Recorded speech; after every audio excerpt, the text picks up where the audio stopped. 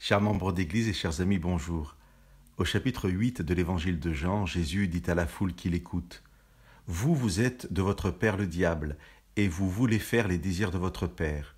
Lui, il était homicide dès le commencement. Il ne se tenait pas dans la vérité parce qu'il n'y a pas de vérité en lui. Lorsqu'il dit le mensonge, il parle de ce qui lui est propre, car il est à la fois le menteur et son père. » Dans sa discussion avec les Juifs, Jésus est amené à leur dire qu'en le rejetant lui et son enseignement, et qu'en cherchant à le tuer, ils ne peuvent se prévaloir ni de la descendance d'Abraham, ni de celle de Dieu. Jésus veut interpeller son auditoire sur l'importance, si l'on se réclame de Dieu, de pouvoir accueillir son enseignement, de pouvoir croire à sa parole. Si ce n'est pas le cas, Jésus en arrive à une conclusion sous forme d'évidence.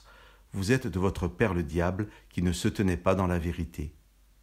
Jésus n'est pas en train de dire aux Juifs qu'ils sont diaboliques au sens où ils auraient passé un pacte avec le diable, mais que, refusant l'enseignement du Père à travers le Fils, ils se laissent guider par leur propre intelligence et non par l'Esprit de Dieu.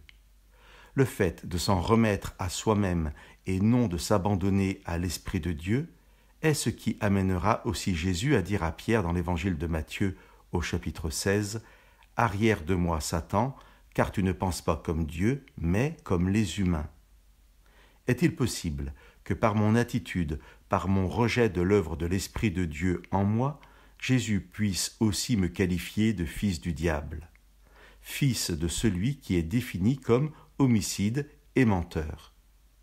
Nous pouvons répondre à cette question en constatant que Jean va employer dans sa première lettre ces deux caractéristiques, homicide et menteur, pour définir le croyant qui n'aime pas l'autre.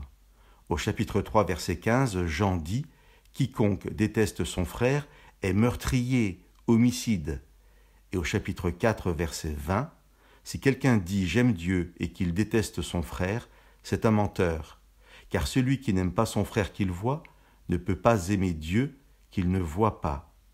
Et nous avons de lui ce commandement que celui qui aime Dieu aime aussi son frère. » Chers amis, la parole de Dieu nous interpelle très concrètement aujourd'hui en nous questionnant sur la réalité de notre amour pour Dieu qui ne peut être vrai que s'il passe par l'amour de l'autre.